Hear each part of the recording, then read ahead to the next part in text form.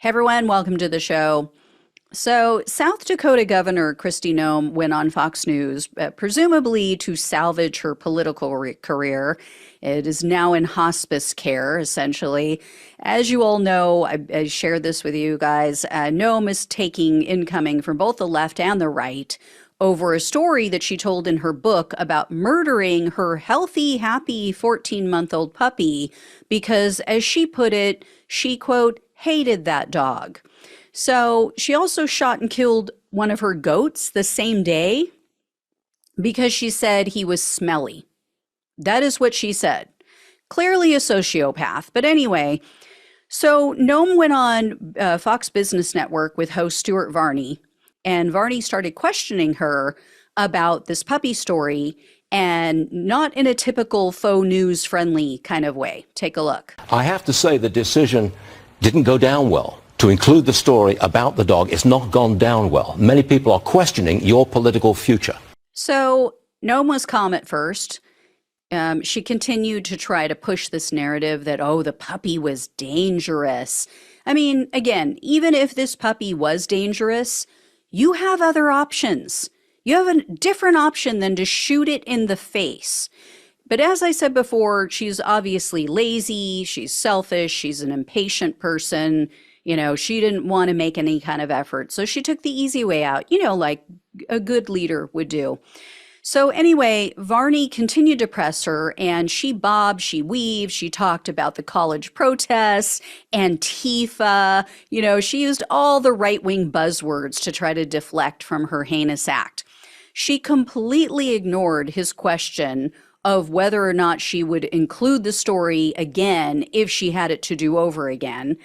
So Varney brought up how upset people are, and check this out. Check out her response when he tells her the response that they're getting at Fox from their viewers. We've been consumed with emails saying, I won't vote for this person. I won't vote for Trump if he puts her in the vice presidential spot. Well, I'll tell you, Stuart, I'm sorry you're not hearing from real Americans that live on farms and ranches. So because I and other people don't live on a farm, because you probably don't live on a farm or a ranch, we're not real Americans, quote unquote. Yeah, that is what the Republican Party thinks of us. I hate to tell them this, but the vast majority of Americans do not live on farms and ranches. And can you imagine if a leftist public figure, if a Democrat, even a centrist Democrat, made a similar comment? Like if someone in California or New York or maybe even Illinois said, oh, well, I wish you would talk to real Americans who live in the suburbs or real Americans who live in big cities. MAGA heads would explode. We would never hear the end of that. But they can get away with it, right? Because real Americans only live on farms. Anyway, back to the sociopathic animal murderer. So Varney repeatedly asked Noem, have you had any conversations with Trump? Is he still considering you as a vice president pick and blah, blah, blah. And then he asked her, have you talked with Trump about this puppy story? What does Trump think of this situation? So initially, Noem basically just said, oh, I'm not going to talk about private conversations with Trump. But when Varney didn't let it go, Noem got pissed. Check this out. I'm proud of him about how tough he is and how well he is doing. Did you bring up the dog? Yes, enough, Stuart. Did you this bring interview up the dog is ridiculous, what you were doing right now. So you need to stop. It is. Okay. It is. Let's talk about some real topics that Americans care about. So Varney is a brave man. He announced after that, oh, we're out of time. Clearly, because he doesn't want to end up in a gravel pit somewhere, right? And then Noem said sarcastically, oh, well, of course we are. So she's just an embarrassment. She doesn't get it. She still is standing by the story, still trying to justify it. If she had an ounce of humanity in her, if she wasn't a sociopath, she would go, you know what? You're right. I was wrong. What I did was wrong. Should not have done this. I apologize. Something like this would never happen again. And this comes on the heels of another disastrous interview that she had on Face the Nation. Oh, and it also comes after another embarrassing story that's now hit the press, because in Noem's book, I don't know if you guys have heard this, she claimed when she was a Congress member that she met with the Korean dictator and fellow sociopath Kim Jong-un. Capitol Hill staffers, though, and other people are saying this is BS. There is no record, first of all, of her ever traveling to North Korea. And they said it would be highly unusual for a junior member of Congress, which is what she was when she says that she went there, when she supposedly, I mean, she was only in Congress for 2 years. But when she says that she met with the North Korean leader, they're saying there's no way she would have gone without military and State Department escorts, and there's no record of it. But in Noem's book, she claimed, oh, I was so tough, and Kim Jong-un really underestimated me. I just stared him down.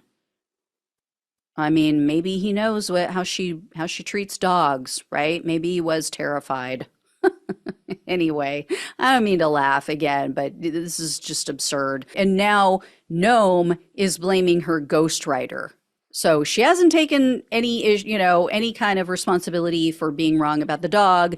Now she's not taking responsibility for this. She's saying, oh, it was my ghostwriter. They shouldn't have included the story. But she won't give a straight answer about whether or not the story is legit.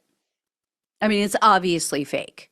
But again, she's proving why she would not be a good leader, because she doesn't take responsibility for anything. She's not taking responsibility for the dog. She's not taking responsibility for this obviously bogus story about Kim Jong-un. And this is coming from the party that constantly decries fake news. And then there was another dubious Noem story that was included in her book about her refusing to meet with the French president, Emmanuel Macron. So she appears to have a major issue with telling the truth. Again, not a good quality in a leader.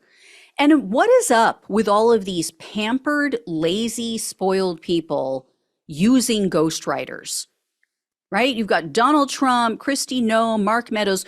I know there's probably more that I'm not thinking of, but they all used ghostwriters. None of them wrote their own book. You can't write your own book, but you want to be the leader of the free world. You want to be the president or vice president of the entire country. Really? I wrote my own book. Every damn word. You could do it. Maybe I should run for president. Anyway. All right. I will let you all know when I hear more, or if I hear more about Crazy Kristi. Thank you all so much for watching and listening. Please like, please share, and subscribe to the channel if you have not. Please donate if you possibly can. Really helps to keep the show going and to maybe get some help. I need help, people. Not in the way Kristi Noem needs help, but I need help. All right. Thank you all again. Take care. Love you all.